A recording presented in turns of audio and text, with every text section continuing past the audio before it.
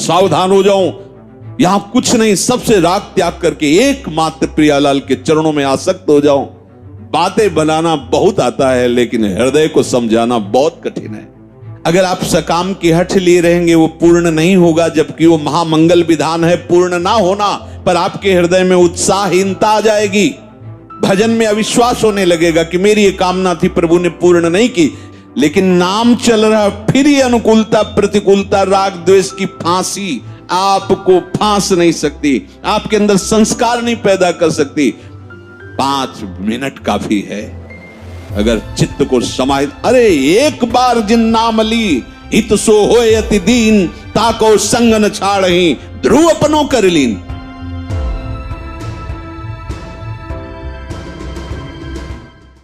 मन प्रिया प्रीतम में, बुद्धि प्रिया प्रीतम में, चित्त प्रिया प्रीतम में, अहंकार प्रिया प्रीतम में। बोले बड़ा कठिन, बिल्कुल कठिन नहीं। एक भृंगी नाम का कीड़ा दूसरी जाति के कीड़े को लाकर मिट्टी के घरौंदे में रखकर बार बार अपना चिंतन कराता है, भयवशात डंक मार मार के, और वो उस चिंतन के प्रभाव से बिना शरीर छोड़े वो भृंगी बन जाता है। तो हम गुरु प्रताप से क्या श्यामा श्याम के अनुरागी नहीं बन सकते? जो हमें उपदेश मिल रहा है, जो हमें मनन करने के लिए मार्ग मिल रहा है, क्या हम इस तन्मयता को प्राप्त नहीं हो सकते? हम श्यामा श्याम में मन बुद्धि चित्त हम वाले नहीं हो सकते? ऐसी निराशा क्यों? क्योंकि भोगों में तुमने प्रधान बुद्धि रखी है, इसीलिए तुम निराश हो रहे हो। तीसरा, मेरे द्वारा मन वचन कर्म से जो भी चेष्टाएं हो रही केवल श्यामा श्याम के अनुराग के लिए हैं। चौथा, कोई भी विघ्न कितना भी बड़ा आवे, हमें किसी का सहयोग नहीं लेना। ये बात पीछे किसी महापुरुष के ऊपर किसी मूर्ख ने उद्दंडता करने का जाल रचा, वहां में रोककर बताया गया ऐसा ऐसा। उन्होंने कहा उनकी क्या चेष्टा है इसमें? उनका बिल्कुल तटस्थ है, कुछ नहीं, ना हा ना। और कहते शांत रहो, श्री जी जानेंगे। मर गया, सामने वाला मर गया। जब इतना कह दिया श्री जी जानेंगे, तो सामने वाला आंख उठा के भी नहीं कि कोई हमारा सहयोग करे, कोई बोले नहीं, शांत भरोसो दृढ़ इन चरणन की। कुछ नहीं, कुछ नहीं। वो इतने मात्र से भयभीत हो गया, इतना परिकर जाता आता सब कभी भी ऐसा कहीं भी, वो कई तरह की मानसिकताएं भी दैवी शक्तियां उसके हृदय में दे देती हैं। अगर हम किसी भी विघ्न से प्रभावित होकर किसी अन्य का आश्रय ले लिया, तो ऊपर की 3 बातें जो धारण की थी फेल हो जाएगी।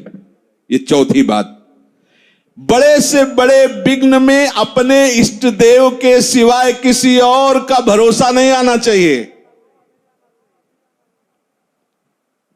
यहां हम लोग घबरा जाते हैं। अच्छा, ऐसी घटना हो गई, भाई देखो किसी अधिकारी का फोन नंबर तो होना ही चाहिए, मर गए। जीवन भर जिस अधिकार के लिए आपने वैराग्य लिया, उस अधिकारी को नहीं जान पाए तुम, अभी कोई और अधिकारी चाहिए। अरे वो कान पकड़ के किसी को खड़ा कर देगा जब जहां जैसी आवश्यकता होगी, क्योंकि सब रूप उसी के। आप केवल देखो, इस बात पे अटल रहना बहुत आवश्यक है। किसी भी भक्त के जीवन में देख लो, जितनी कठिनाइयां आई हैं, उसने कभी अन्य का भरोसा नहीं किया, अन्य सहयोग नहीं लिया कि भाई किसी और के पास जाके हम हाथ जोड़ के कहें हमें सताया जा रहा है, आप हमारा सहयोग कीजिए। वो भक्त नहीं, वो संसारी है। भक्त किसी की तरफ आंख उठा के इस बात के लिए नहीं देख सकता कि मेरे जीवन में विपत्ति आई, संकट आई, गरीबी आई, आदि आदि आदि, अमुक कोई सहयोग कर दे, नहीं।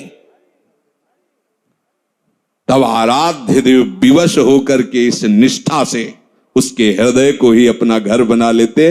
अब ज्यादा दूरी रहने की जरूरत नहीं है, क्योंकि पूर्ण समर्पित है ये। जो साधक इन 4 बातों को हृदय में नहीं धारण करता है, तो वो मत मतांतरों में, नाना प्रकार के प्रपंचों में फंस जाता है। परमार्थ में चलने वाले उपासक को ये 4 बातें समझनी चाहिए। अपने आराध्य देव के सिवा किसी से सहयोग नहीं लेना। हमारी जितनी चेष्टा आराध्य देव के अनुराग के लिए है, हमारे आराध्य देव श्यामा श्याम हैं और मैं उनका हूं, उनके सिवा मेरा कोई नहीं है। तो क्या जीवन यापन के लिए कुछ नहीं करना? बोले नहीं, आप भगवत आश्रित हो। अब हमारी बड़ी से भी बड़ी क्रिया, तीसरा सूत्र, अपने आराध्य देव के अनुराग के लिए है। हमारे भरण पोषण का हमारा भार प्रभु के चरणों में है। पोषण भरण न चिंत कराएं, सेवक जी महाराज कह रहे, श्री हरिवंश विभव बिलसाएं, श्री वृंदावन की माधुरी। मेरा क्या होगा मेरे श्यामा श्याम जाने, मेरा कैसे भरण पोषण होगा मेरे श्यामा श्याम जाने। मेरा कौन है? केवल श्यामा श्याम। मैं किसका हूं? केवल श्यामा श्याम का। जिनका केवल भोग और ऐश्वर्य में चित्त रमण करता है, ये मिल जाए, ये मिल जाए, ऐसा मिल जाए, वो भोग लूं, वो भोग लूं। उनको इतना ही पता है कि केवल भोग में ही सुख है। भोग त्याग मतलब आग में जलना, ऐसा बैठ गया है बुद्धि में। भोग कैसे जी सकता हूं इसके बिना? कैसी कमजोरी बुद्धि ने धारण कर लिया। जो आप्त काम है, जिसे कभी कुछ नहीं चाहिए, वो स्वीकृति के कारण कितना बंध गया कि वो सोचता मैं इसके बिना जी नहीं सकता। मरने की तैयारी है लेकिन भोग का संकल्प नहीं त्याग सकता। गजब की बात है, गजब की। मृत्यु नजदीक दिखाई दे रही और भोग का जाल वो बैठे बैठे बिन रहा है। ये नहीं समझ में आ रहा कि मेरा अंतिम बिगड़ने जा रहा है, सावधान हो जाऊं। यहां कुछ नहीं, सबसे राग त्याग करके एकमात्र प्रियालाल के चरणों में आसक्त हो जाऊं। बातें बनाना बहुत आता है लेकिन हृदय को समझाना बहुत कठिन है। जो हृदय को समझा ले वही विद्वान, वही ज्ञानी, वही महात्मा। जो अपने मन को चेला बना ले वही सच्चा गुरु। मन का चेला बने हुए कोई गुरु होता ही नहीं।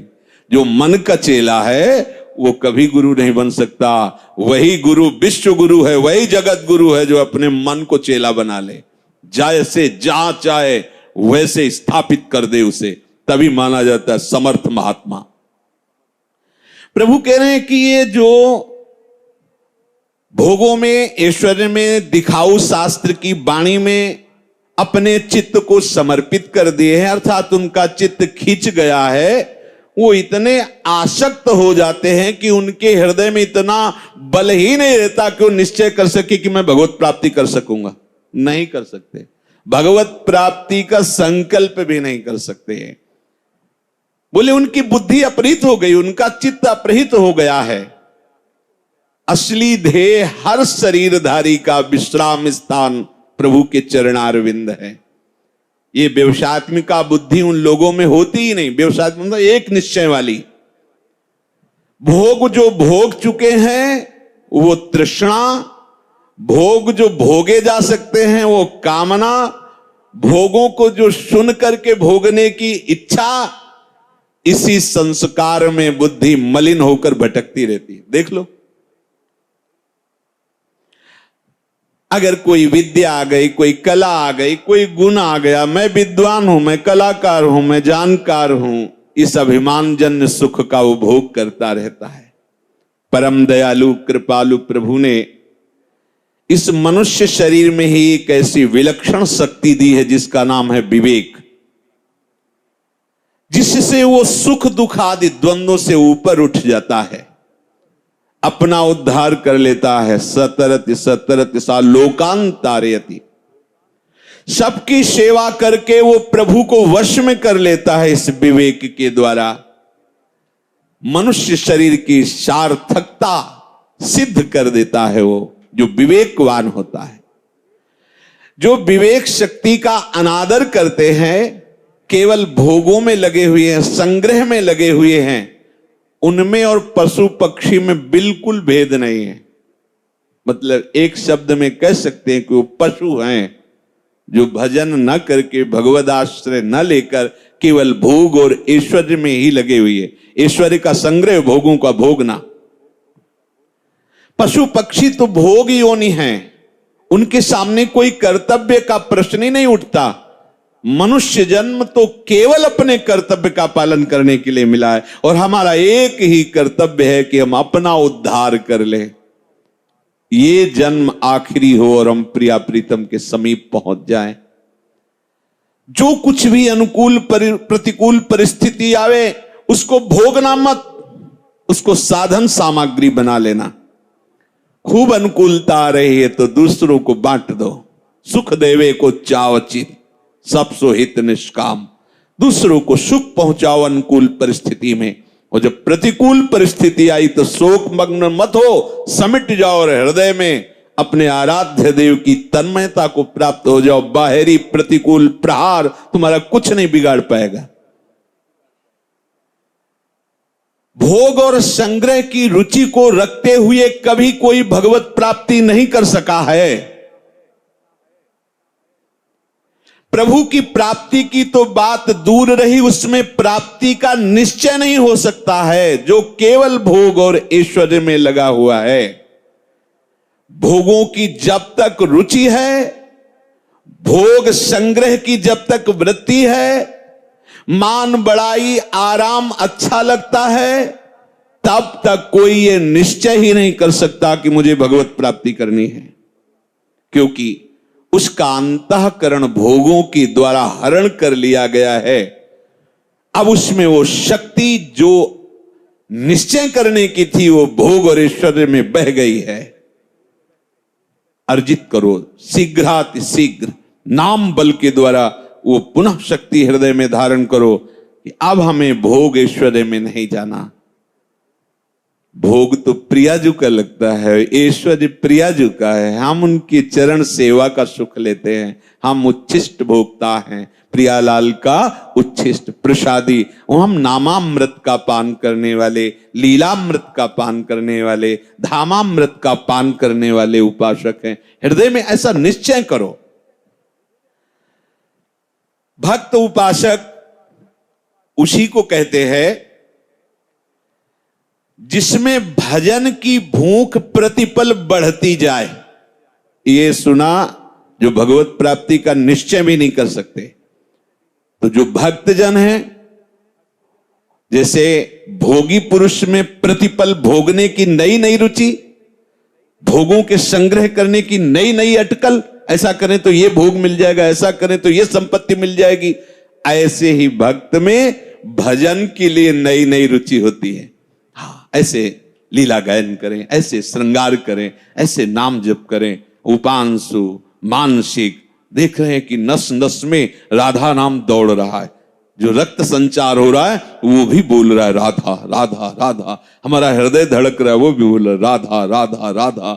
ये जैसे वो भोग ऐश्वर्य का जाल बुनती रहती है बुद्धि, चित्त अपरित होकर उसका चिंतन करता रहता है, ऐसे भक्त का इधर प्रभु जनित चिंतन होता है। उनके नाम रूप लीला धाम के ऐसे अनुराग में फंसा रहता है कि उसको और कुछ शुद्ध नहीं रहती। पर इसके लिए हमें तत्परता चाहिए भजन की, और निष्काम भाव से भजन बढ़ता है।